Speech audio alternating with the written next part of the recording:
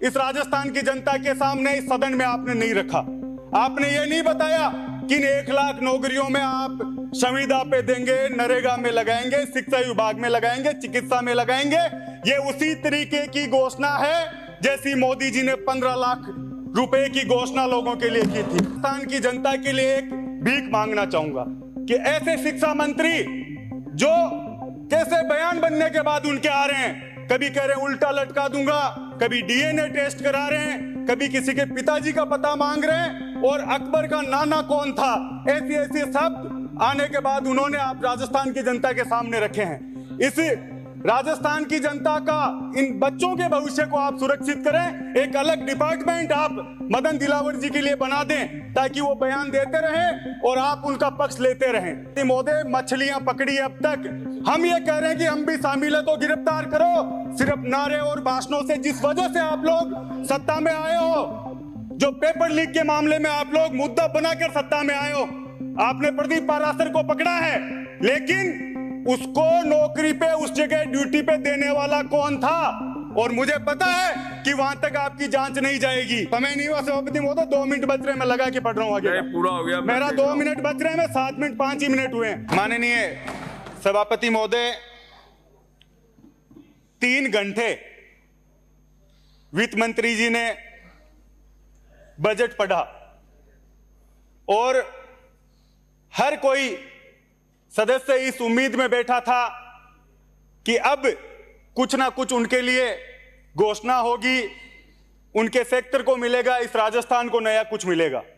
लेकिन माननीय सभापति महोदय, जिस तरह से भाजपा की सरकारें हमेशा करती आई है, पैसा है नहीं और बजट किस तरह से गुमराह राजस्थान की जनता को करें। 3 घंटे पढ़ा और उसमें से सिर्फ यही समझ में आया कि 20 हैंडपंप एक विधानसभा को मिलेंगे, बाकी सब कुछ गोल कर दिया, जो कि हमेशा प्रवृत्ति रही है। और पहली वित्त मंत्री बजट पढ़ रही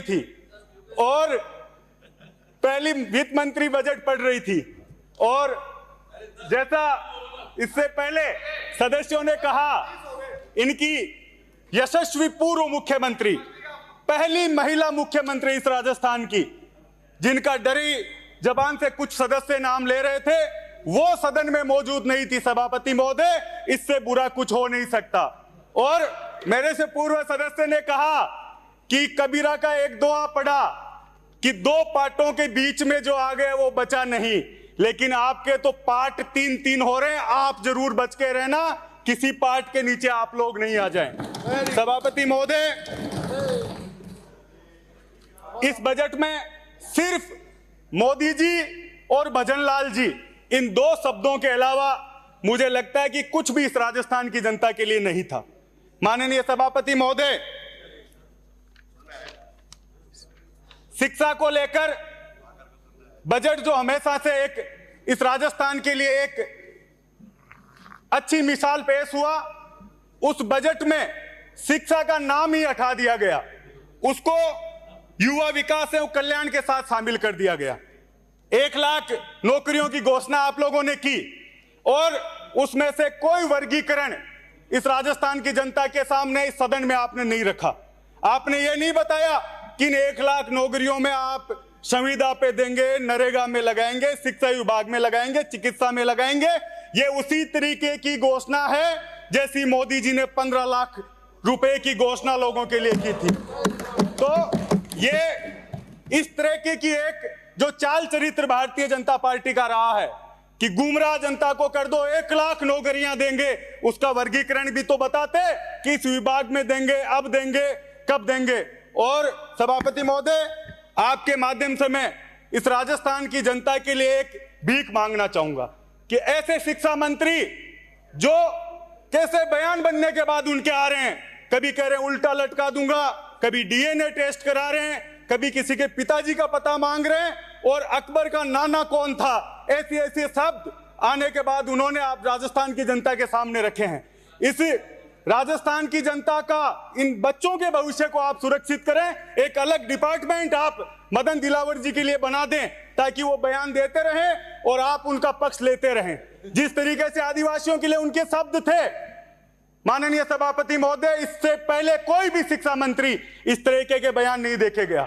आपने आ रहा हूं और सभापति महोदय, इससे पहले बयान अभी सदस्य बोल रहे थे और मुख्यमंत्री जी ने भी कहा हमने गैंगस्टर एक्ट बना दिया, टास्क फोर्स बना दी, हमने 100 लोग गिरफ्तार कर लिए।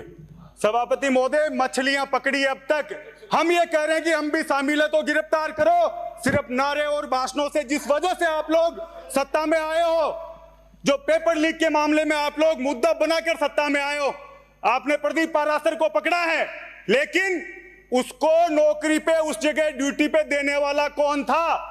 और मुझे पता है कि वहां तक आपकी जांच नहीं जाएगी, क्योंकि आरएलडी केंद्र में आपके साथ सत्ता में आपकी भागीदार हैं।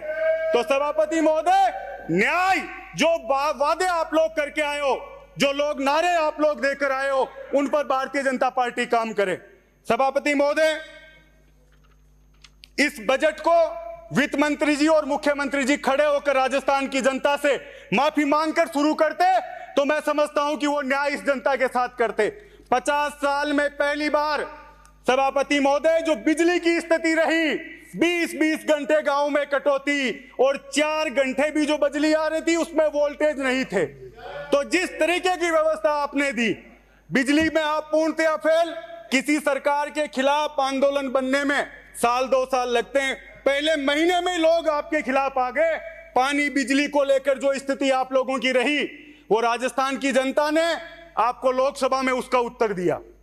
जिन अभी एक सदस्य संविधान को लेकर खड़े हो रहे थे, जो लोग 400 पार का नारा देकर नया संविधान बनाना चाहते थे, सभापति महोदय, मोदी जी के नाम का संविधान बनाना चाहते थे, उन लोगों को अंबेडकर जी की याद आई।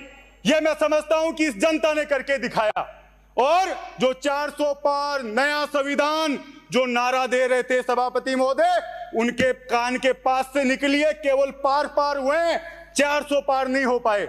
और सभापति महोदय, इस देश के किसान को, गरीब को, दलित को, अल्पसंख्यक को, जो इनकी डिक्शनरी में नहीं था भाजपा की में, उसको बार बार याद कर रहे हैं। इस बजट में कम से कम बाबा साहब अंबेडकर का नाम तो लिया दिया कुमारी जी ने। इससे पहले तो आप लोग भूल ही गए थे कि बाबा साहब ने तो संविधान बनाया ही नहीं, मोदी जी ने संविधान बनाया है। तो यह स्थिति सभापति आप लोगों की है। जेजेएम जो योजना है, प्रधानमंत्री जी हर घर नल। पूरा हो गया आपका समय नहीं हुआ सभापति महोदय, 2 मिनट बच रहे, मैं लगा के पढ़ रहा हूँ आगे। पूरा हो गया, मेरा 2 मिनट बच रहे हैं, 7 मिनट 5 ही मिनट हुए। सभापति महोदय, जो नल हर घर नल की जो योजना आप लेकर आए, उसमें एक भी गांव में आपका पानी नहीं पहुंचा है।